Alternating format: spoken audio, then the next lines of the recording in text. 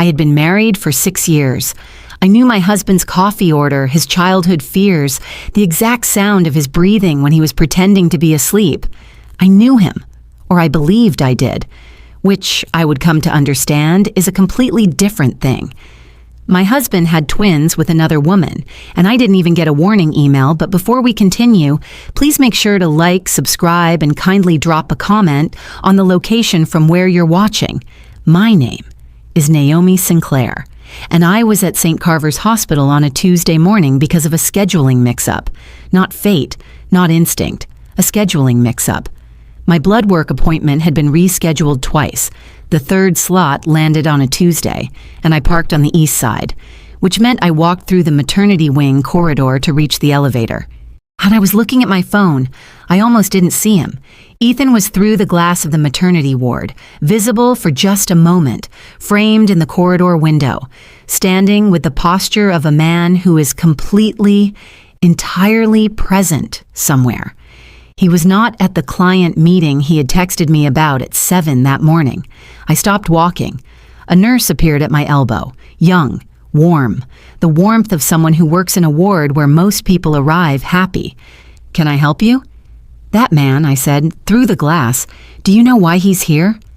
She looked, smiled. "Oh, he's been here all night, with the twins." Her smile widened. "Congratulations, by the way, they're beautiful." I turned to look at her.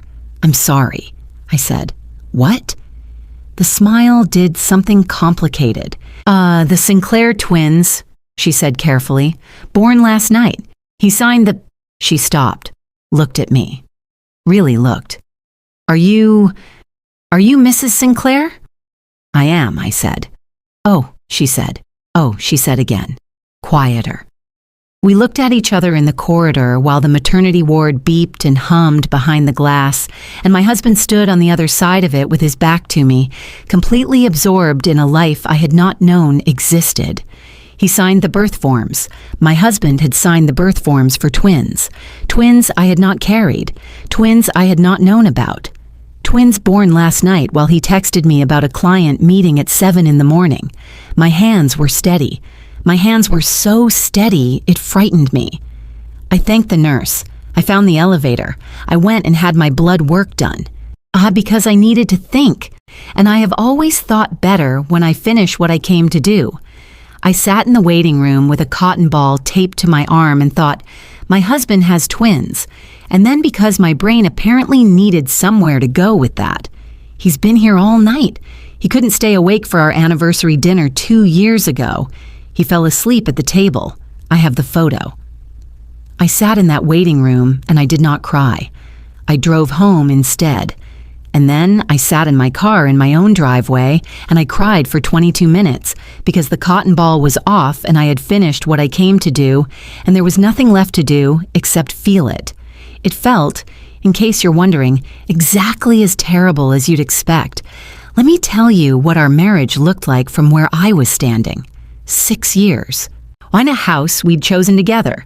A kitchen we'd painted a color we argued about for a weekend and both ended up loving. A dog named Fig, who was objectively unremarkable and whom I adored completely. Friends who came for dinner. A life with the ordinary, comfortable texture of a shared life. Routines and in-jokes, and the way he always left cabinet doors open, and I always closed them without saying anything. No children. "We're waiting for the right time," was Ethan's consistent answer whenever anyone asked. And people always asked, with the relentless frequency of people who consider this a completely acceptable topic of public inquiry. I had accepted the answer. I had even agreed with it, mostly. We were building. There was time. I understand now what the right time was actually doing. Ethan was charming. I want to be specific about this because it matters. He wasn't charming in the obvious, slightly too much way that makes people nervous. He was charming in the way of someone who has identified attentiveness as a skill and developed it to a professional level.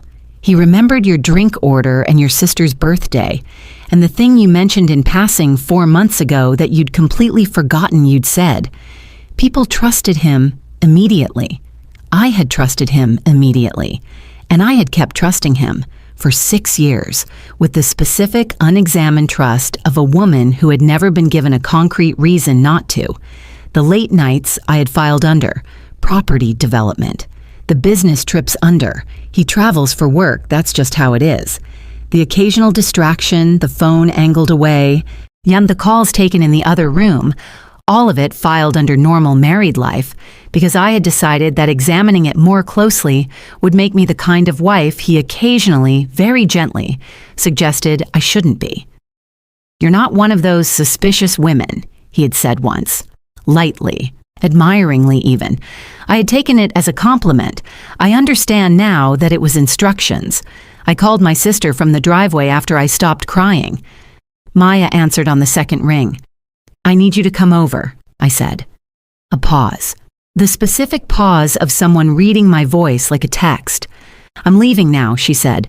"Are you safe?" "I'm safe, but come." She was there in 20 minutes. She sat across from me at the kitchen table while I told her the whole thing in the flat, factual sequence it had happened.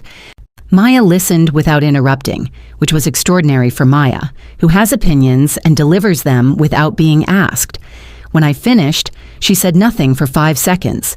Then, "He's been at the hospital all night." "Yes." "With twins." "Yes." "Well, he texted you about a client meeting." 7:04 in the morning. I still have it. Another pause. "Naomi." "Yes." "I have never liked that man."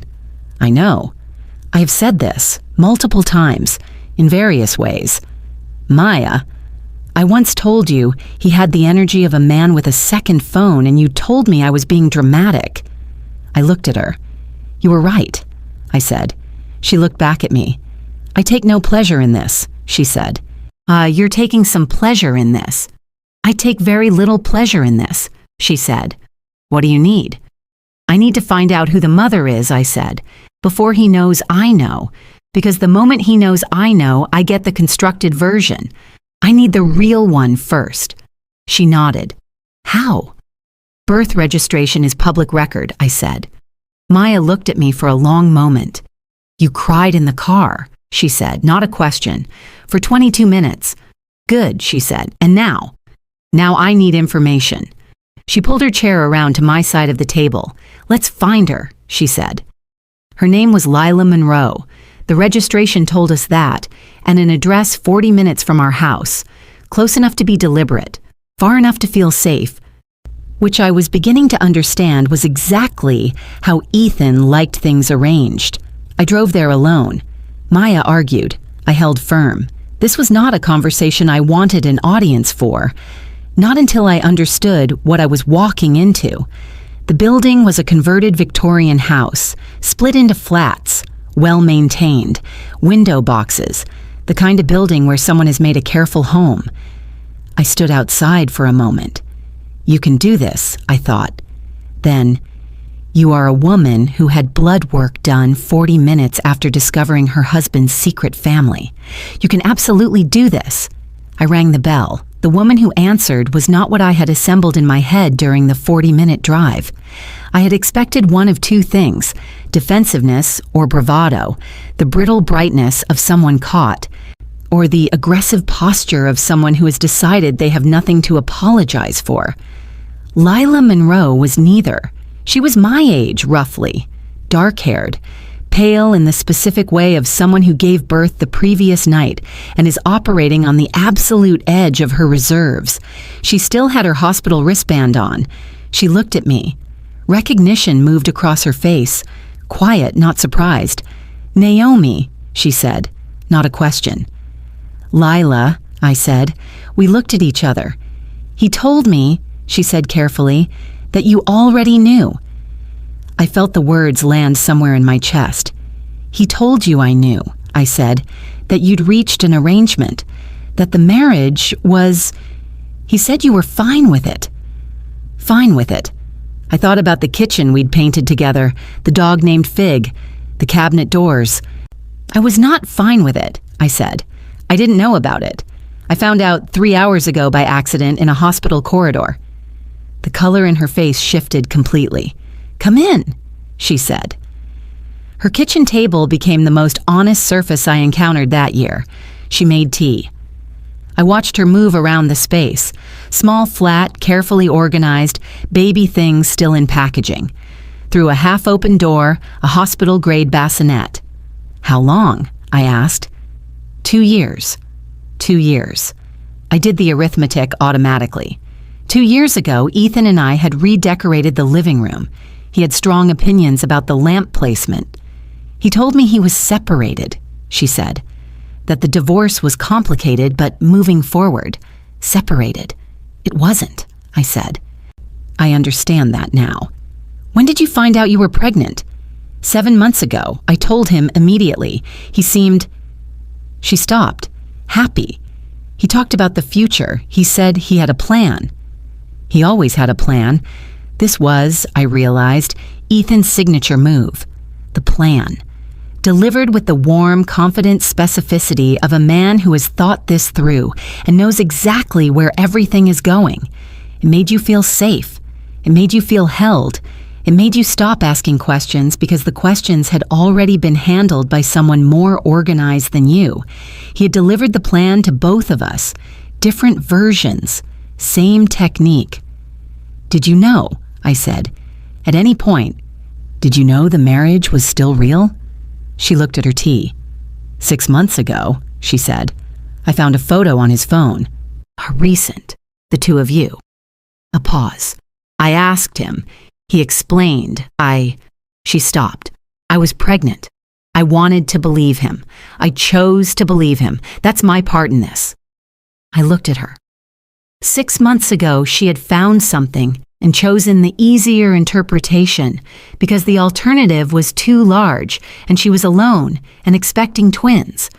I had been choosing easier interpretations for 6 years.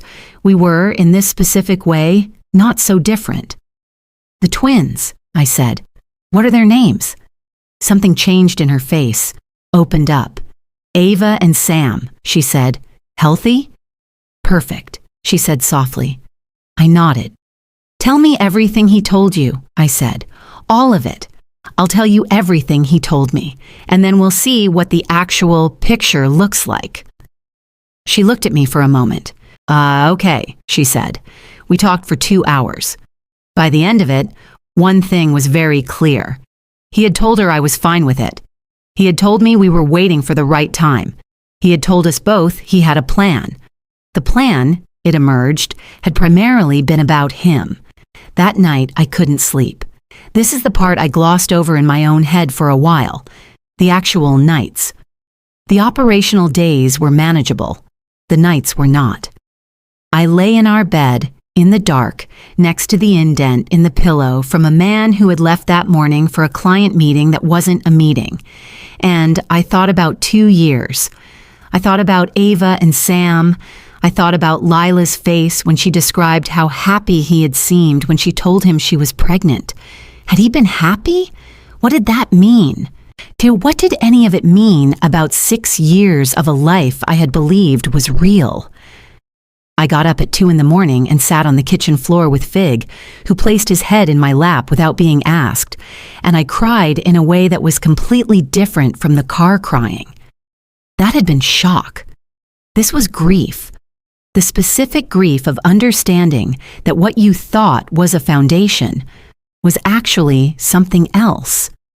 Something that had been holding up fine from your side and had been quietly, carefully arranged to look that way from the other side too. Fig licked my hand. Good dog, I said to nobody. I sat there for an hour, and then something shifted. Not dramatically, not in the way of a decision made, more like a door opening. The slow recognition that the grief and the fury and the sadness were all real. Warren, they would keep being real and I was going to have to carry them. But I could also, at the same time, do something with what I knew. I got up, made tea, opened my laptop, and started looking at the financial records. By morning, I had questions I needed Constance to answer. Constance was a lawyer Maya had found. The referral described her as extremely thorough and not interested in your feelings until the paperwork is done, which was exactly what I needed. She met me the following morning, took the full picture with the brisk efficiency of someone for whom this category of situation was entirely familiar. "Have you looked at the joint investment accounts recently?" she asked. "Not recently. Look tonight. Specifically at any transfers in the last 18 months. She made a note. And I'll need to see the mortgage documentation and anything related to the property on Clearwater Road." "What property on Clearwater Road?" She looked up from her notepad. "Your husband is listed on the lease," she said carefully, "of a flat on Clearwater Road, through a company called Hartley Consulting." I stared at her. "Hartley," I said. He told me last night that his client meeting was with Hartley." "Hartley Consulting," Constance said, "is a company registered 8 months ago. The only director is your husband." A long silence. "He has a fake company," I said. "He has a company," Constance said in the careful language of someone who prefers precision, though whether its purpose is legitimate is something we'll establish. "He told me the client meeting was with Hartley," I said again. "While he was at the hospital, he named it. He looked me in the eye and he named it." I sat with that for a moment. The audacity was genuinely impressive, in a completely infuriating way. "He is unbelievable," I said. "That's one word for it," Constance said, and went back to her notepad. "Maya called me that evening. 'I found something,' she said, 'and I need you to be sitting down.' I'm sitting. There's a flat on the east side, not Lila's address, a different one." A pause. "Registered under Hartley Consulting." I closed my eyes. "How long?" I said. "The lease started 14 months ago. Not 2 lives, 3, or more accurately, 1 life, which was his, and 2 others that he maintained around it like scaffolding. 2 women who believed they were his present, who were, in practice, his management problem. I called Lila. She answered immediately. She had been doing that, answering immediately, ever since the kitchen table. We were not friends, but we were 2 people who had been handed the same situation from different angles, and that created a specific stripped-back honesty that had none of the performances of normal social interaction. "There's a 3rd address," I said. Silence. "A flat," I said. "Not yours, not mine. Through a company called Hartley Consulting, which is a company he created, which is also the name of the fake client he told me he was meeting last night while he was at the hospital with you. He named it," she said slowly. "He named it. To your face. To my face, while you were in labor." Another silence. Then Lila said very quietly, "He once told me the key to success in property development was never letting people see you sweat." "That tracks," I said. "He genuinely believes he's very good at this," she said. "He was good at it," I said. "For 2 years, he was good at it. He just miscalculated the scheduling." "A nurse," Lila said. "A nurse and a parking space," I said. The universe, it turned out, had opinions. On day 5, something came through that I had not expected. Lila had been going through her own documents, at my suggestion with her own lawyer, and she found a name, Dr. Aaron Wells. A private GP Ethan had been seeing for 3 years, one a practice she'd found referenced in some paperwork she'd had access to. I looked up the practice, reproductive health and fertility. I sat with that for exactly 30 seconds. Then I called Constance. She called the practice. Dr. Wells agreed to speak with me, carefully, precisely, in the measured language of a man choosing words that are accurate without being inflammatory. Ethan had been receiving treatment, not for a medical condition in the conventional sense. The treatment had been specifically directed toward, and here Dr. Wells paused for a long moment, ensuring certain outcomes were possible across multiple contexts. I made him say it plainly. He said it plainly. Ethan had not been managing a fertility problem. He had been, with medical assistance, deliberately managing his options, ensuring that his parallel situation could produce what it eventually produced, while telling me we were waiting for the right time. Right time, I said to no one in particular in Constance's office after that call. Right time. Constance passed me a glass of water. Are you... I need 1 minute, I said. She gave me 1 minute. In that minute, I thought about every conversation we'd had about children, every gentle redirection, every we have time, there's no rush. The warmth he delivered it with, the reasonableness of it, the way it had never felt like a closed door, just an open one leading somewhere slightly further than today. He had been buying time, literally. The fury that arrived then was different from the grief of the kitchen floor. The grief had been soft and heavy. Oh, and this was hard and bright and clarifying. Okay, I said. What's next? Constance almost smiled. Now, she said, we prepare for the conversation. He came home at 7. I was in the kitchen, dinner on the stove, Fig asleep in the corner, the exact shape of an ordinary Tuesday evening. He kissed my cheek. He smelled like the cologne I had bought him for his birthday, which was a detail I had not prepared myself for and which required a specific internal effort to move past. Long day, he said, heading for the fridge. The client meeting ran over? Hartley, he said smoothly, the Riverside project. He said it without a single beat of hesitation. Just Hartley. The Riverside project, like reading from a script he had memorized so thoroughly it had become reflex. I let him get a drink. Let him lean against the counter. Let him think this was a normal evening. Then, how are the twins? The fridge door, which he had just opened again, stayed open. 1 second. 2. He closed it. He turned around. And I watched his face do something I had never seen it do in 6 years. Not panic. Ethan didn't panic, but a very rapid, very skilled internal recalibration. The way a chess player looks when a piece has moved that they didn't see coming. Naomi. Ava and Sam, I said. Born Tuesday. You were there all night. You signed the birth forms. I leaned against the counter on my side of the kitchen. You texted me about Hartley Consulting at 7:04 in the morning. Hartley Consulting, which is a company you own, registered 8 months ago, which also holds the lease on a flat on the east side that I imagine you're familiar with. His jaw tightened. How did you... The nurse, I said. And a parking space.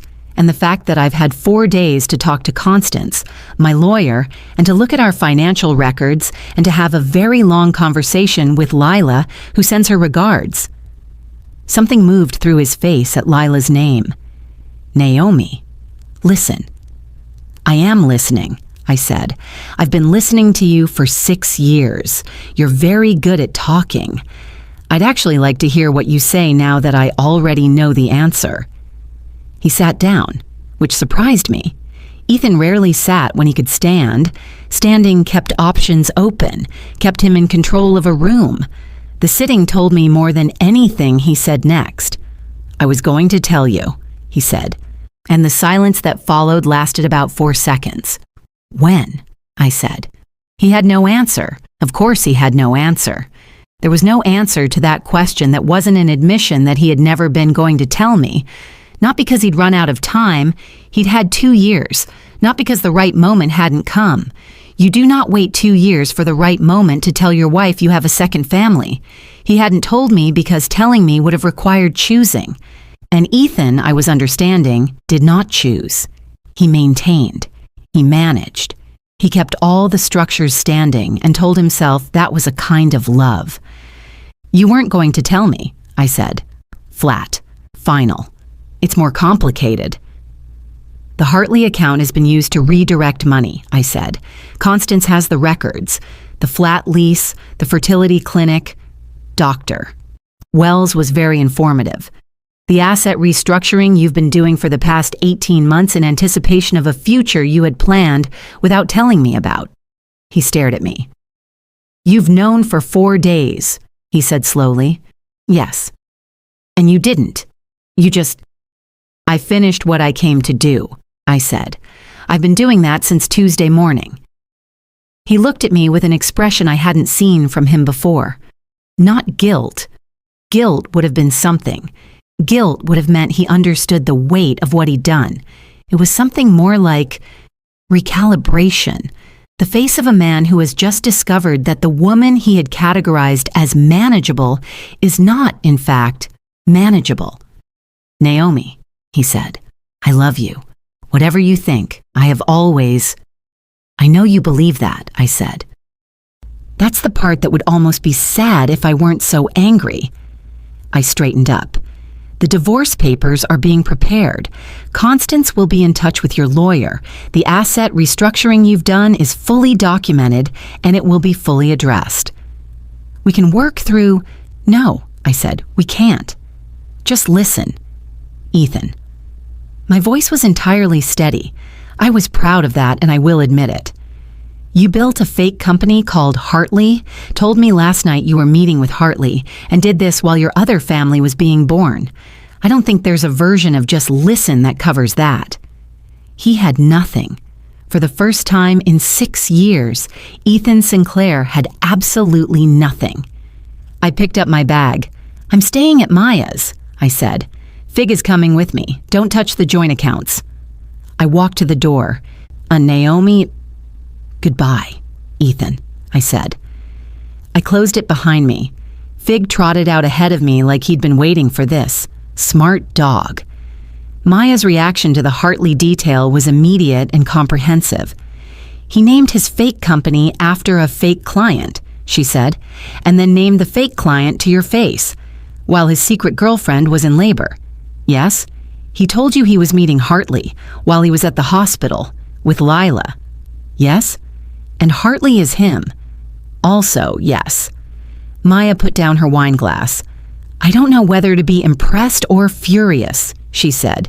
"You can do both," I said. "I've been doing both for days." "The audacity," she said reverently, "the sheer structural audacity of this man." "He was very good at it," I said. "And for 2 years? And then a nurse smiled at you in a hallway. And a parking space. The universe," Maya said, "has a gift for administration." The unraveling, when it came, was not dramatic. This is the thing about real life versus the version where there's a scene, a confrontation in public, a dramatic exposure, something visible and final. What actually happened was more like a slow deflation. Constance filed. Patrick, Lila's lawyer, filed the same afternoon.